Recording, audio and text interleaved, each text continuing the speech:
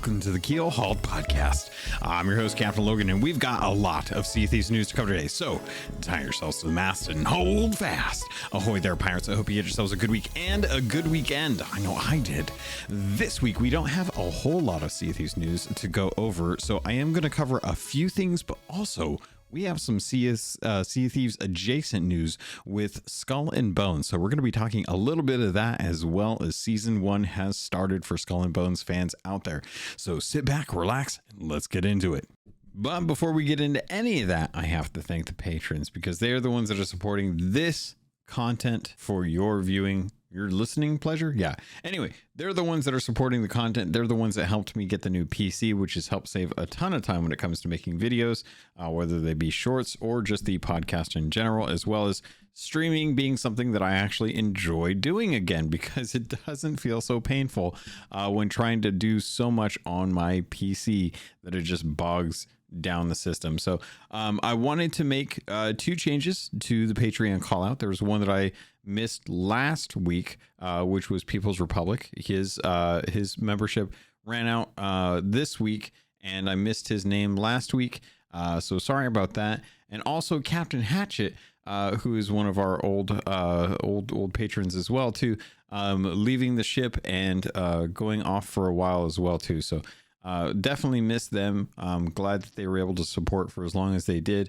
But for those that are still supporting, let's get their names called out so that they can get the recognition they deserve for being awesome supporters of this community and the content that comes out each week. So thank you to LQ'd, Balls, Blue Turtle V1, Captain Chonky, Captain Hayes, Captain Longsharts, Chateau Neuf, Super Pack, Zombie Killer, Cloud, Cosmic Johnson, Static Mirror, Iron John, Davram TV, El Jefe Esteban, Fergatron, Godhammer 6, I'm Depandanao, Jorby Jorbs, J Hood, Carl Embo, Kazia the Aficionado, Cryptic Slayer, Lumpy SRQ, Evil Morpheus, Space Admiral Ors, Xbox Mike 29, Murphy Lives, Mutinous Max, Nipperkim, Norwegian, Raja the Brave, Regis Stella the Brony Pirate, Replicated Flame, Rustbelt Kid, Scamelt 666,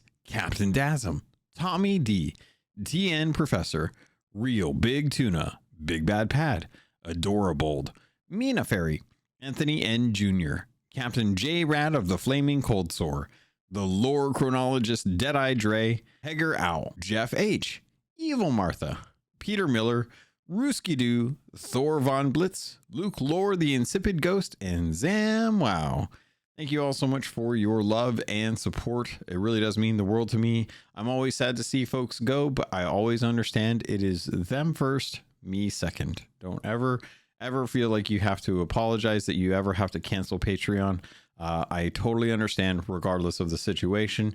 I always just hope that you're taking care of yourself first. First up on today's docket, I want to bring up the Sea of Thieves news, as there isn't a whole lot of information that's coming out right now. We do know that for the time being, we are just seeing them kind of address some of the issues that have been coming out. They did go in and actually take care of the Athena loot that had been adjusted during the community weekend. If you listen to last week's episode, you know that was a pain point of mine. I still genuinely disagree with what they did. I think that punishing everyone for the sake of a small period of time where people were abusing this was not the right approach to go by this. It really did put a damper on a lot of people unknowingly who were sailing around, on top of the issues with crashes that I've seen on the forums, people having trouble with their actual game loading or staying stable. It's been an issue that I've been reading over on the Sea of Thieves forums. I've seen a couple things on the Reddit as well, but overall, I think that they really should kind of take that into consideration, take the weekend's consideration into play. If people want to go and ruin their Athena grind by exploiting it during a time when it's the community weekend, then honestly, I feel like that's their choice. They're going to play the game however they want to play the game. Don't really harm other people who aren't aware of that. It really does put a bad taste in my mouth. I did want to have a correction though, because I did see that one of the things that did come out of the weekend was actually a really nice the Games Blast that came out of that, which was Game Blast 24 or for 2024 for special effect. They did hit at this point they are now at 40,000 pounds when the goal was 35,000 pounds. So they had a really good time celebrating and raising money for special effect, which if you don't know, special effect is one of the communities out there that is a non-profit. It's the UK's biggest charity where they effectively help physically disabled gamers through bringing technological innovations to help augment their game style so that they can actually enjoy gaming, whether it be controllers or things like that. Really good cause to be raising money, and special effect has a really good partnership with Rare. And I was really happy to kind of see, some really positive stuff come out of the community weekend when my perspective had been skewed because I hadn't been involved with any of the streaming for Game Blast. It was kind of a surprise to me. So it was kind of cool to see that.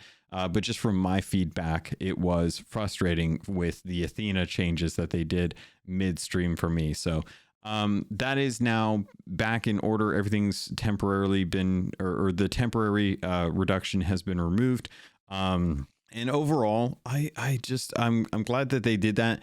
They did not address why it was being done. From what I can gather, there's a fix that's coming that will kind of patch this exploit that was introduced with season 11 when dives were introduced. It's one of those things where I would say if you don't know how to do it, then there's a good chance you're probably fine. I don't even know that they'll actually even punish anyone. I was talking to People's Republic about this in DMs, and the general consensus was that I figured exploiters should probably be punished to kind of teach them a lesson if they're purposefully exploiting.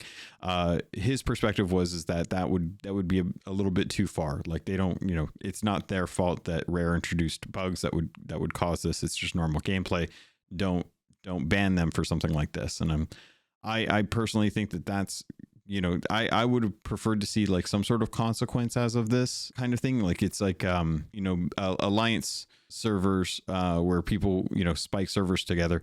Those affiliate alliance groups were kicked out of the affiliate alliance group. So that was a consequence. I don't know if they got any kind of further repercussions because of that, but it's always interesting. I'd be curious to hear if I'm kind of going too far in this case, if they need to be banned or if they don't need to be banned. Should there be any kind of punishment for exploiting in this case?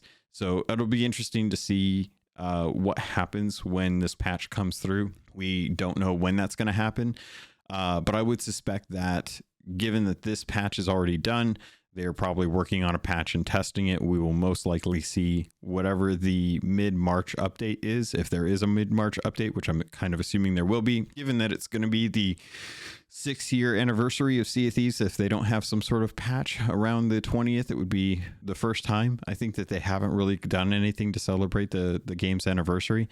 So I would imagine whatever they're having planned for that, they will probably put in the patch for the actual exploit to dupe items or get those items to transfer over from dives. So we'll have to see how that goes. I'm glad that they have, returned the values of the Athena loot back to normal, because I think that was something that was frustrating. And I don't know that I really need to go beyond what I've already said for that, but good to know. Next up on today's docket, if you haven't been paying much attention to the rest of the gaming industry, you may have at least heard of these kind of issues as far as layoffs. There's been a broad sweep of layoffs that have really kind of been a plague on the game industry in the last year. Thousands of people have been losing their jobs. Entire studios have been shut down. there's not really anyone that's safe. Epic recently announced that they have laid off a bunch of people. Sony laid off about 8% of their workforce. Xbox laid off about 8% of their workforce. There's Embracer has been trying to liquidate their assets as quickly as possible by trying to sell off companies like Gearbox and Crystal Dynamic, and just they've been trying to get rid of as many studios as they can because they've realized that they bought in too fast, the games are taking too long, and they aren't getting any return on the investments that they made or the IPs that they purchased. So it's kind of frightening out there to think that this is something that is not really, and when I mean that layoffs are happening everywhere, I mean like the studio Insomniac, they made Spider-Man 2, which has sold millions of copies, and even they were impacted by layoffs from Sony. So at this point, not even making a good game is enough to keep a studio safe from layoffs. As we creep closer and closer to the end of the financial year or the fiscal year for a lot of game studios and publishers, they're going to be looking to try and cut costs where they can, so that they can still remain profitable, because at the end of the day, that's what matters. Sony is not making much margin on their games or their consoles at this point. They're operating at a sliver of profit, which is not sustainable. Same thing with Xbox. Xbox is still having to do that. That's why we're seeing things like Sea of Thieves go to other consoles. And at the end of the day, you would hope that the studios that you care about because of the games that they make would not get hit by this. And I was talking with some devs privately about just the industry in general, and they're concerned.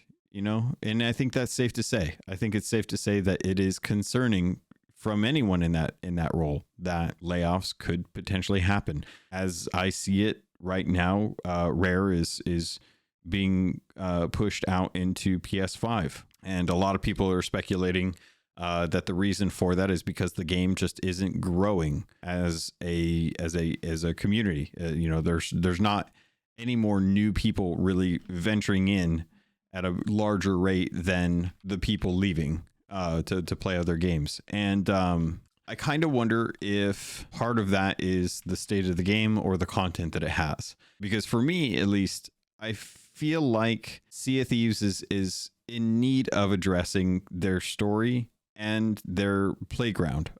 We don't have anything right now in the sandbox that's really changed what we do. We kind of just do the same thing that we've been doing for quite a while. We just now have a lot more bars to fill, whether it be reputation or captaincy or guilds, hourglass. We have growth. We have area to grow in the loop that we're playing, but we don't really have any new tools that are changing up what we do. The latest addition, I guess you could argue, would be the Skull of Siren song, but effectively that is not much different and much harder to warrant holding on to than an Ashen Lord skull, which does the same thing. And now that the value of that does not deplete the more you use it, there's really no difference between the two. So even the value behind the Skull of Siren song, which was, being able to have something that you could use like an Ashen Wind skull, is now, the value of that has been lost. So I'm very kind of concerned about the kind of overall health of the game, and looking at what Xbox is looking to do. They're looking to give it a new opportunity into a new ecosystem or a new platform that was not originally there. And that helps to an extent. You'll see a good spike in people coming into the game, and it'll be really nice. We'll have a lot of folks trying it out and giving it a shot. There is going to be a barrier to entry with this, which is going to be, the cost of the game, which will always kind of stop some people. With it being in Game Pass, it's a little bit tougher to gauge that kind of a scenario. But I was actually kind of thinking that now would be a good time for them to really kind of introduce some fun tools into the sandbox. But the reason I kind of brought this all up was because with Sea of Thieves not really having much growth at the moment, I think that just over on Steam charts alone, the majority of people playing on a 48-hour basis is somewhere in the neighborhood of 14 to 15,000. Well, no, yeah, 14 to 15,000 people concurrently playing on Steam. And knowing that Steam is roughly probably about 20 to 40% of the PC player base, because most are probably playing on Windows PC through the Game Pass, or just purchased it through the Windows Store. And then you add the other half of that, which is the Xbox section. You're looking at roughly around 30 to 40,000 concurrent players at any given time during peak times. The all-time peak was 66,000, which is, we're about roughly half of what the all-time peak for Sea of Thieves was on Steam. So it's going to be a good shot in the arm for Sea of Thieves, one that is probably needed. But the other question then comes to mind: what is going on with Everwild? That game got announced in 2019 at XO, in November or December. And it was one of those things where a lot of us were very excited about what that game could be. A lot of us were kind of concerned as well, too. We weren't too sure what was going to happen with Sea of Thieves. Rare's never really made a live service game, and they've never made two games at the same time. As far as I know, they've always kind of had one project, and then when that project is done, they tend to move to the next one, with some slight overlap, I would imagine, through just production and teams addressing different parts of a game's production. And to kind of look at now, we're about 5 years removed from the announcement of Everwild. We really haven't seen anything from that. I'm actually going to take a quick look. I know that I just recently left the Discord for Everwild, because, to be perfectly honest, there's not really a whole lot going on over there.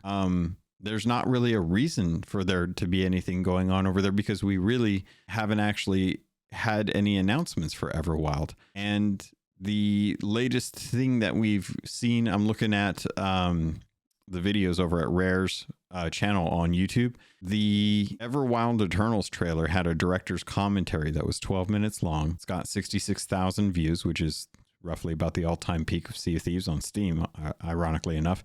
And it was released 3 years ago, so 2021. The original trailer was, there was a showcase in 2020, which was the at the Xbox showcase, and I really don't know what's going on with that game. We've heard that there's a fair amount of change that's happened with the team as well as the direction of the game. But with no update, it really does make me wonder if potentially there has been a cancellation in that. Just given the nature of what's going on in the industry, a lot of companies are looking to try and cut costs. A lot of projects have been cut. And I wouldn't be surprised if secretly Rare ended up having to cut Everwild to support Sea of Thieves and just bring that team back in to continue working on it. Because otherwise, I'm not sure what that team has been doing this whole time. But the reason I wanted to bring this up is a bit of a down note, because while Sea of Thieves, while Rare themselves, as far as we know, have not had any layoffs, which is thankful, because I would hate for some of my friends over there to actually get laid off. It'd be really painful to have to hear that. We did find out that one of the studios that helps Rare, Radical Forge, has had layoffs. And this actually comes to us by Tom Ivan over at VGC, who actually does pretty decent articles out there, from what I can recall.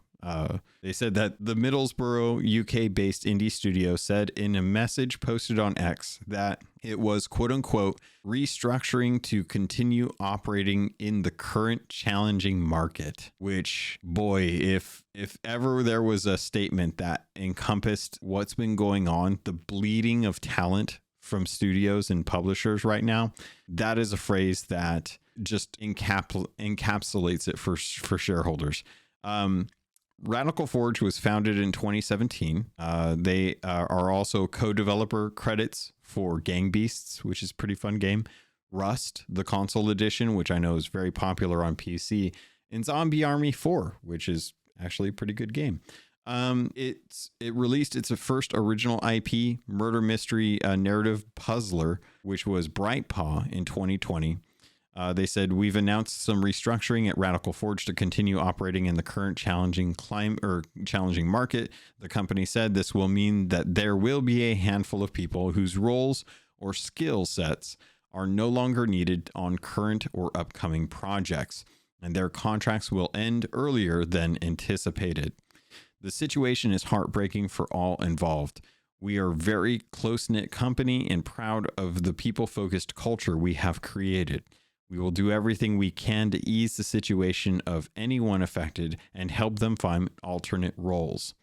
Radical Forge said that the restructuring won't impact the delivery of any existing projects. It's currently working on physics-based farming game Southfield, which is quote-unquote coming soon to Steam Early Access.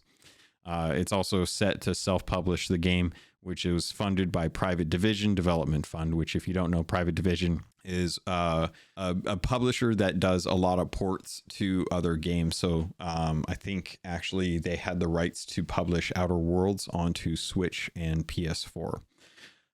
So when they say that it's not going to impact any existing projects, I do wonder how accurate that is, because we don't really know like what scope they really have for Sea of Thieves, whether it's just a kind of building products or helping develop items, content for like the Emporium. We don't really know like what Radical Forge's role is in all of this, but I am sad to see that happen. I know that there was the London studio in London that was part of PlayStation this last week. That was actually just straight up canceled. They just all their I believe it was reported on as a Twisted Metal live service game. That was just shuttered, and so was the studio. Just days after Jim Ryan had actually visited the actual studio as kind of a farewell to for his retirement.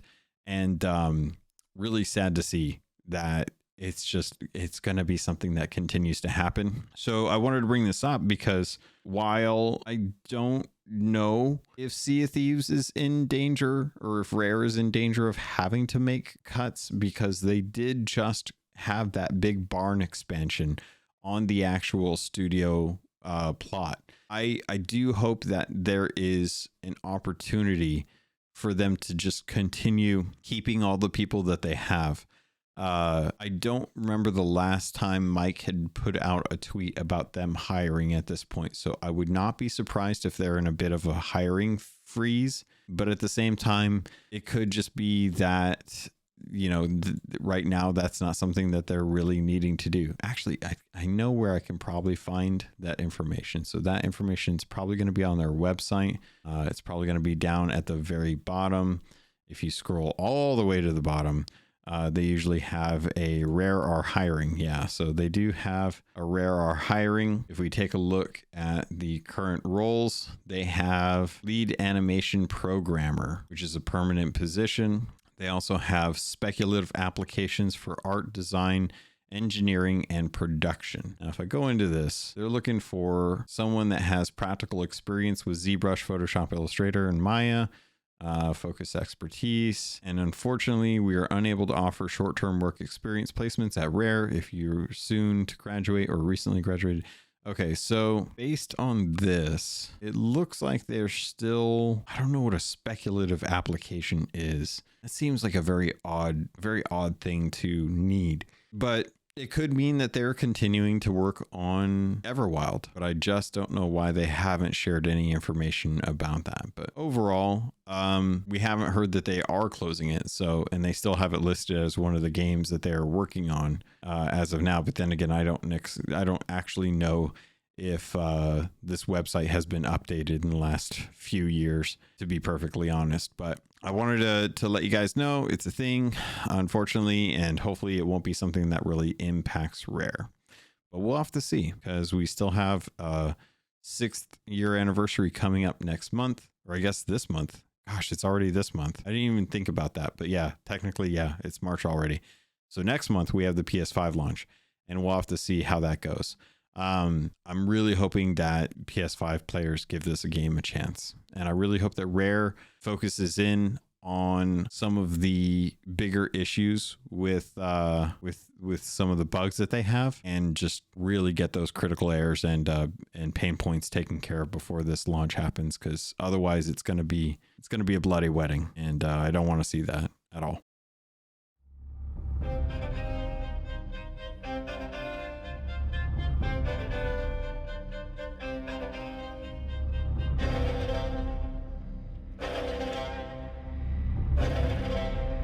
All right, pirates, if you heard that music, you may know what that's about. And we're going to be talking Skull and Bones, because I know a fair few of you are actually getting into it. A lot of you are very curious about what this game is like, and we just got the first season pass for season 1 for Skull and Bones. It is very interesting to actually see like what is going on with this game, what they intend to do with it. I actually kind of like the fact that we're getting a season 1 to kind of break down like what we can expect, as there are going to be 4 set seasons in Skull and Bones this year for the first year, which is almost unheard of with Sea of Thieves at this point. But Raging Tides is the name of the first season, and it brings in with it a new rival, Philippe Le Peste, the Plague King, and his fleet of pestilence. This is honestly pretty cool, because in Skull and Bones we do have things like flame throwers. We know we have like dart launchers and torpedoes, and they have a wide breadth of different types of arsenal that will do different types of elemental damage to ships. And much like a lot of RPGs, you can build up resistance against those. But with Raging Tides and introducing the Plague King, you're now being brought in with a new tool, and that is Plague. Plague is going to be the new type of mechanic that you can earn. It is going to be the new type of damage that you can deal to other players as well. And it brings with it a new world event. So you can actually go out, and the first step is to kind of go out and take out some of the Plague Bringer's captain's heads, which are these smaller ships. And as you sink more Plague Bringer ships, you progressively anger the fleet of pestilence. And then past a certain hostility level, they may send an actual foe to you, which will actually be the world event. And then it's up to you and a bunch of other people to go in to collect a rare item that they carry. There's going to be kingpin bounties associated with those if you're a kingpin at this point, which is kind of the pirate legend version for Skull and Bones.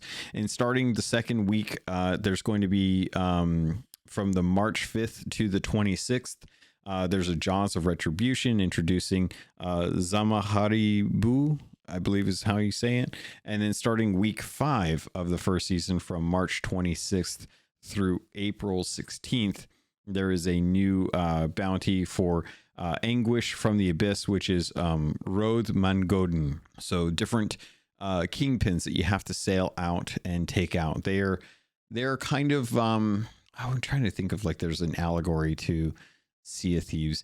Think of them as kind of like Ashen Lords, or like the Mutinous Helmsmen. Like they're tough fights that you have to go out and take on to be able to claim a fair amount of infamy. Because once you hit Kingpin, it doesn't end at Kingpin. There's multiple tiers of Kingpin that you just kind of work your way through as you slowly increase your infamy. The whole end game to Skull and Bones is something that still eludes me. I'm still slowly kind of working my way up through my ranks of infamy, and I've genuinely been taking small dips in and out of it. I've actually been more consumed with Helldivers for a game that I've been playing lately, and I think that loop is very arcadey, and I've been really enjoying that. But this is kind of a nice thing. It's a free update to Skull and Bones, so you don't have to buy into it. They do have a smuggler's pass that you can purchase, but there is a free tier of that that you can kind of take part in without necessarily having to actually like spend any time or spend any money on it. I will say that some of the rewards for the actual like plunder pass that they have, season pass that they have, you can't actually earn the enough currency to be able to buy some of the cool things. Like they have a cat that has like, it's black cat and it has white paint on it that makes it look like a skeleton, and it's adorable and I really want it. But unfortunately the free pass, even if you complete all 3 aspects of it, it's not enough to actually get you enough currency to be able to earn that. And they've kind of broken it down by 3 different tiers. There's the shipmaster, the quartermaster, and the gunner master. In each of those is going to have different cosmetics that you can unlock, whether they be sail types, sail colors, hull colors, access to different items. So if you need like springs for building, there's the quartermaster has those. It also brings along with it different cosmetics for yourself as well as the crew, and overall just a good way for you to kind of slowly earn content for the game.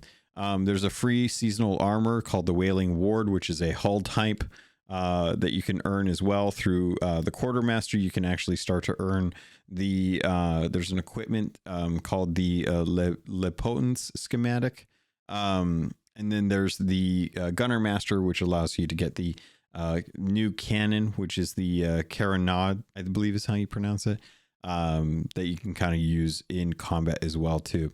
I love that they're doing this. I think it's really kind of nice to add a little bit of flavor to the already understood mechanics of Skull and Bones, where you're kind of leveling up your ship through the items that you're getting.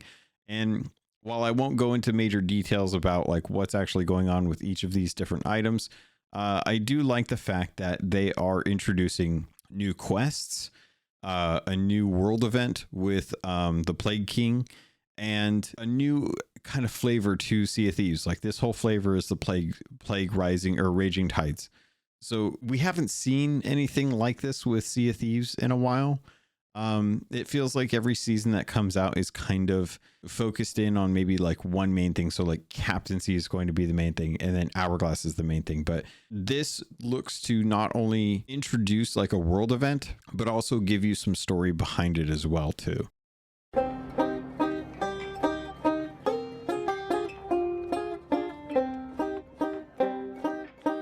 So the story for Skull and Bones, obviously their campaign's pretty light. I'm not gonna lie. It's not the deepest out there. But I love what they've done with this character. They've said that this guy from the Caribbean who had nothing, wanted to become something, became one of the greatest Caribbean pirates that he possibly could.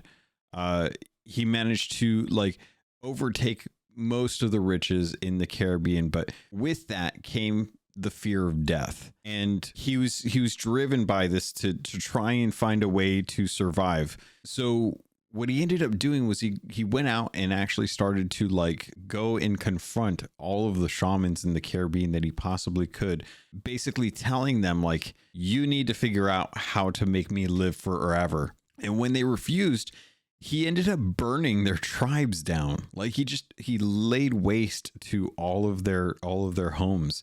And as their like last dying breaths, they ended up cursing him with this plague. And what did he do in return? He ended up nailing their corpses to the figurehead, to the front of the ship, so that they would send a message that anyone who messed with this now plagued captain would be a result. So now that he's this cursed captain, he hears whispers that there's a cure for this curse over in the Indian Ocean, and he's decided to make a trek with his fleet from the Caribbean over to the Indian Ocean, where now he is coming in as this pestilent this pestilence that is kind of like coming in as a world event. I think it's fantastic that they're doing something like this. It's something that I think Sea of Thieves really needs to kind of stand up and take watch of. There's not a whole lot to it. It's a dude who obviously had power. He was cursed. His curse was a plague. Like, come up with a concept of a thing that you want to create, a tool that you want to create, build a story about it, have it introduced into Sea of Thieves, and leave it at that. Leave it as like, you have to conquer this. And when the season's done and you've beaten the Plague King, you get to learn how to harness the power of the plague. And then just whatever that is in Sea of Thieves, just have it translate. Have that season be a new season where you can have these little onsets of, baddies that aren't conspiring with each other to overthrow and take over Sea of Thieves. Like, it doesn't have to, not everyone in Sea of Thieves has to take over Sea of Thieves, fam. Maybe sometimes some people are just a little more dangerous than others, and we maybe want to stop them for that. Like, I feel like that's a good enough reason to fight in Sea of Thieves. Like, I don't like the sovereigns coming in and just kind of setting up shop. That was a little weird, but that was a perfect opportunity to be like, hey, there's a big ship coming in. The trade company that it's been, I don't know why I'm blanking on it right now, because I keep just wanting to say, because I've been watching videos for both, I've been wanting to say the East India Trading Company, because the SkullandBones is like changed the name of what theirs is as well too, because nobody wants to say the East India Trading Company. But the Sea of Thieves version of it, that's in the comics, which I'm not going to dig out at the moment, is a perfect opportunity to be like, hey, the sovereigns have told tale that there's a galleon that's bigger than any galleon possible, and they're planning to infiltrate the Sea of Thieves to see if they can lay claim to some of the value or the riches that are trapped here, and kind of capture some of that magic to take back to the mainlands. The Sea of Thieves is in its own little world, and just every once in a while, like a world event, you have this giant ship that comes in from one of the edges of the map, and it just starts sailing around, gathering up treasure, getting ready to leave the Sea of Thieves with all that it's stolen. And it's up to you and a bunch of other people to try and take it down, or to take other people down and then try and sink it yourself. And whoever sinks it wins the treasures that they've taken, wins all of the stuff. It's like, imagine if there was a skeleton fleet that was just one ship, one beast of a ship. And that was the seasonal content. Like, they brought in that, and they're like, all right, well, we're going to leave some clues to kind of uncover some news about this. And it's going to lead up to them coming in. And for a fair hot minute of this, of the actual season, it will just murder relentlessly. Like, there will be no quarter drawn for anyone that comes up against this ship. And it isn't until, like, the story progresses and people are like, oh my God, I'm sick of this ship. It just sails around and murks us. Can't get anything done. That halfway through the season, they're like, we figured out how to penetrate it. We've introduced a new type of weapon, a type of secret keg that will cause a chain reaction and ignite the gunpowder and blah, blah, blah, blah, make up story here. And you have to get it onto the boat to be able to do it. But the only way to do that is to actually engage with it and hope that you can sneak aboard with this keg, but you got to be careful because of this or that, and you just build a mini story around that. It doesn't have to be tied to Flameheart. It doesn't have to be tied to the Brethren Court. It doesn't have to be tied to Ramsey or like Lassetti or anyone, it doesn't have to be tied to anything. It just has to be fun. And I think something like that in Sea of Thieves would be really good. And I think that's what SkullandBones is looking to do. They recognize that a lot of their end game is based around controlling the trades, having your areas that are kind of creating currency for you. And for all intents and purposes, like, that's it. You're good. They know what they want to do, and they're going to have an entire year's worth of content that's like this. So like season 2, Chorus of Havoc, they're bringing in a new battle. That's going to be the Hubic twins. There's going to be an event. They're going to have a new warship. They're going to bring in the Megalodon. They're going to allow you to manage your fleets. There's going to be new takeover opportunities, and then the seasonal rewards going to bring in more furniture, weapons, and ships. And then season 3, they're going to do it again. I'm going to have a new kingpin to come in, a new battle, Li Tian Ying. They're going to have a Halloween event with new world events and a legendary sea monster that we don't know. It's probably going to be a Kraken. And then new major features that are coming in. They're going to have more new takeover opportunities, which are kind of like the big Kingpin missions that I was talking about earlier. And then they're going to have the same kind of seasonal rewards. And you're never going to guess this, but believe it or not, they're going to have a season 4. And the season 4 is going to do what? It's going to bring in a new battle with a mystery rival. And it's going to be a Lunar New Year event. And they're going to have new world events. They're going to have a new major feature. They're going to have a new legendary sea monster and a new takeover opportunities. And you're never going to guess this, but the seasonal rewards, yeah, they're going to have new furniture, new weapons, and new ships. And that's just the first year that they've got planned. That doesn't sound like a whole lot of content. It doesn't sound like it's major. It's like four new events. New, like actual themed events for like holidays and stuff. And then they'll have like new world events, but they'll bring in new features and they'll bring over new opportunities and a new like fight for like sea monsters. But we'll have to see how how year 3 goes. And if it looks anything like this, they may have a really good way to kind of keep life going in this game. Because right now, Philippe Lepeste is like a cool guy. That's pretty awesome. I like it. The Hubert twins is dispatched by the King of France. The Hubert twins blaze through the Indian Ocean to seize control of it and eliminate any who stand in their way. Makes me wonder what their whole thing is going to be like. If they're going to have, if the blaze that they say is going to introduce a new type of flame to the sandbox.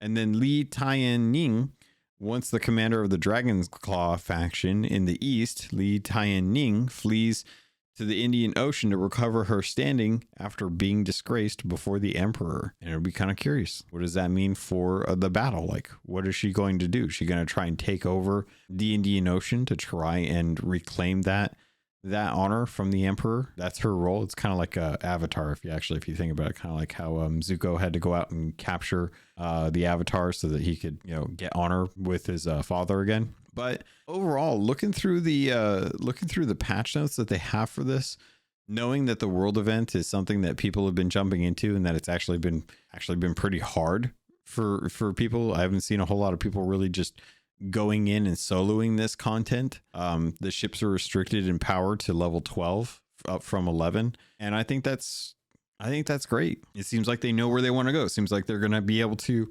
use this as a way to slowly increase the power cap, which used to be something that worked really well for games like Destiny and World of Warcraft, RPGs that, like it's a live service. So new season comes in, y'all get to grind up to a level from level 11 to level 12. And there's still enough time. And there's not the gap between people who hit Kingpin and are able to participate in these new world events is small. Like you just have to get a couple levels. So I like what they're doing here. I think it's smart. I think it's a good outlook on what they want to do for the live service aspect of the game. And they're willing to actually give a fair amount of content just in the preview for the next year compared to what we've seen with Sea of Thieves. And it'll remain to be seen.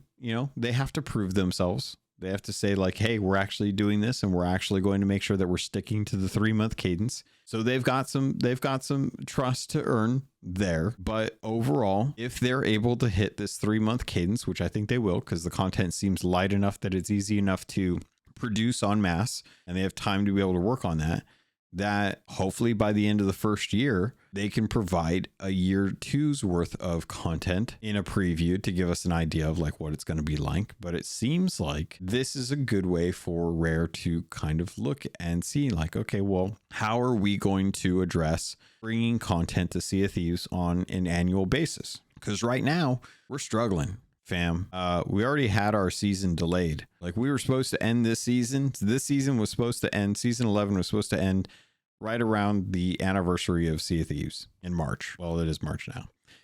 Now it's pushed back to the end of April, another 3 weeks effectively. And that's kind of a bummer because we really thought that they were going to be able to stick to their word about trying to be better about like making sure that content is delivered on a regular basis. Back in October, when they said, hey, trust us, once captaincy's done, once guilds are done, it's going to be all downhill from here. We're already seeing pushes back for the season, which is frustrating. So I'll be very curious to see how Skull and Bones does. If people enjoy this content, will that just give them free reign to move on to the next seasonal content? I personally haven't really seen anything negative about Raging Tides. Outside of just that it's hard, but I think that comes with some honesty about the level of ship that you have versus the content that it's actually opening up.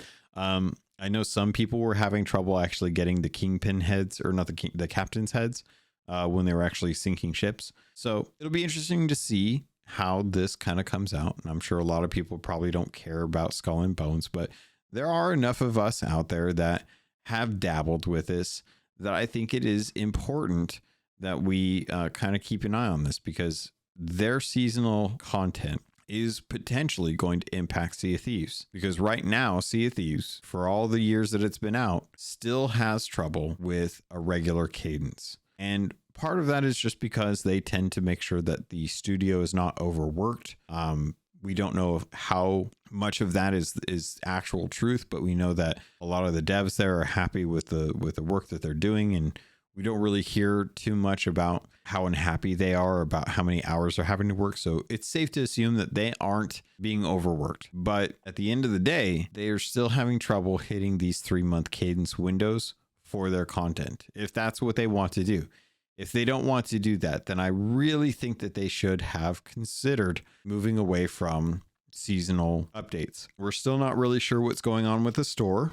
I don't know that I'm actually going to get the coin that I bought back in December, when they told us that there was a seasonal coin for renown that they would have for each season. And as far as I know, let me take a look here. Oh, the store is not actually on. That's interesting. So I used to assume that the store was actually on the website. Like if you went to the website for Sea of Thieves and you clicked up at the store, it would actually show you like merchandise. But I'm looking for merchandise on their website and they just don't have anything there anymore. They don't even have anything that's like, oh, this is coming, or oh, we're working on this. That's just not a thing right now. So I'm a little frustrated about that, because I don't actually know how to check and see like what the status of my order is. I'll probably have to actually go and take a look at that email to see what's going on with that. Because I'm pretty sure they took money. So I'll have to check on that. I'll get back to you next week on that one. But overall, I think that Rare needs to figure out what's going on, man. The messaging has not been clear, and I think that they need to really kind of maybe act a little bit more like a company instead of worrying so much about streams and social media engagement and stuff. I feel like the message is getting a little lost here. I think the reason why a lot of the videos that we've been getting that have resonated so well with us are when Drew is speaking plainly to us about the state of the game. Because at the end of the day, I think that's what a lot of people care about. But we'll have to see. Maybe I'm wrong on this. Maybe I'm stretching, but I'd like to hear your guys' feedback on this as well too.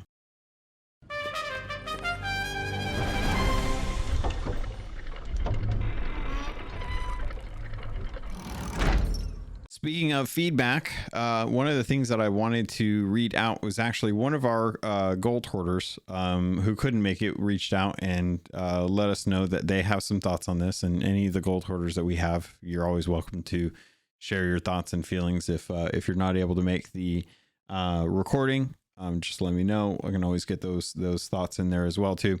But L Cute wrote in, says, hello there. Thanks for this episode, referring to the community episode that we did. For this episode that opened my eyes to some aspects.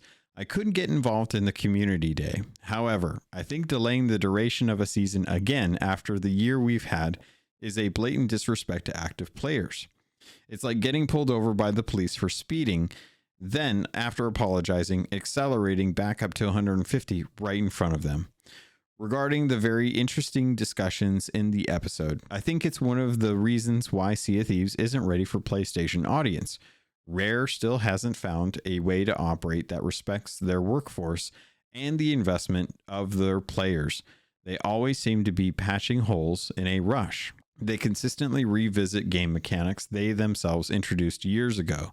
They apologize for delays, then dive headfirst into another. They make decisions on the fly without communicating outside of a meaningless text on an external platform. I believe they are not ready because they manage their community like amateurs, as if they haven't been doing this already for 6 years. The game itself is beautiful and could be ready for PS5. Rare, on the other hand, is as ready to welcome a new audience as an overwhelmed mother managing her family and having to host her child's class for a birthday party. That's really the image I have. Sorry if it's a bit negative. Well, LQ, I think it kind of resonates with how a fair amount of us have recently been feeling. It does not feel like Rare is ready for the PS5 launch. And I think that the concerns that I have, that I've expressed, is that I want them to be ready. I want them to be confident in the game's state and have a plan of content that is ready to drop for that update or for that launch, as opposed to concern about whether or not the game is going to be in a solid state. And I think that's the thing that really kind of frustrates me the most is that I feel like their concern is about making sure that bugs are taken care of before the launch of PS5, as opposed to what's the really cool thing we're going to have at launch for them. And there have been some data mines on the game. If you haven't seen these, I wouldn't be surprised. But there is a suggestion that there are going to be some PS5 specific content that's coming for that game. Now, myself, I am most definitely going to be buying a PS5 copy. Not because I need to or because that's where I play, but because I really want to get any of the cosmetics that they might have for the PS5 audience. But additionally, I just want to support Rare in this effort to bring more games to more people, especially when they're going to be live action games where the bigger the community, the better off we're going to be. So we'll have to see how this goes. But I'm glad I'm not alone in my concerns. I just hope that Rare is being serious about this and not that they need to crunch, but that the state of the game should feel good, hopefully by the time like this launch comes up. Like, I'm really hoping that season 6 comes out, we get a patch, and the patch makes the game feel so tight that everyone's just like, man, it hasn't felt this good since launch, when there was very little interaction with stuff going on. There was a lot less content bogging down systems. People were able to do whatever they wanted, and there weren't any weird mishaps. And I don't know if that's going to be the case. That's what I want, but I don't know if that's going to be the case. So I'm a little concerned, and that's about as negative as I think this is going to be. So I'm hoping that next week we'll get some positive news. I really think that they need to kind of start talking a little bit more about what this season is going to be, as opposed to just what we've gotten, which is diving. Because I don't know that that's enough for this season at the moment. Like, I think we need to understand a little bit more about what season 11 is actually going to be beyond just, hey, we got this prompt up for PS5 launch. All right, pirates. Think happy thoughts. Maybe we'll get some good news here in the future about some stuff that I've been thinking about for a long time. But until then, sit back, relax, make sure that y'all are taking care of yourselves. Make sure you're getting into games that you're enjoying and having fun with it if you're out there. I know that I know People's Republic and Untrue Hero in them, Chenzo had a heck of a match the other night where they were getting just beat up by multiple ships at one time. They had a Galleon Reaper on them. They had a sloop Reaper on them. They had a skeleton ship on them. It was frantic. They were just having a heck of a time out there, and it was tough, but they persevered, and I was really, really impressed with that. But people are out there having a good time. I think that's, at the end of the day, what we just have to remember is that while there are a lot of concerns that we have and issues, I know the game is in an unstable state. I know that people are frustrated by it, and I'm hoping that that will get fixed soon so that people can go back to just enjoying the content. But pirates, if you want to get a hold of me, there's plenty of ways to do that. You can reach me over on X or Threads at CAPT_LOGUN. You can always reach me in the Discord at CaptainLogun. You can always find my gamer tag on Xbox. It's just CaptainLogun, all one together, no spaces or anything, no abbreviations, and that's LOGUN. Otherwise, the show has an email address. It's CAPTLOGUN@gmail.com. Outside of that, I think that's it. So if you guys like the Skull and Bones update, let me know. If you didn't, let me know. If you wanted to have another topic talked about, if there's something I missed that you wanted brought up, feel free to let me know. We'll see if we can bring it up for next episode. But Pirates, that's going to do it for this episode. So thank you. I love you. And I look forward to sailing with you on the Sea of Thieves.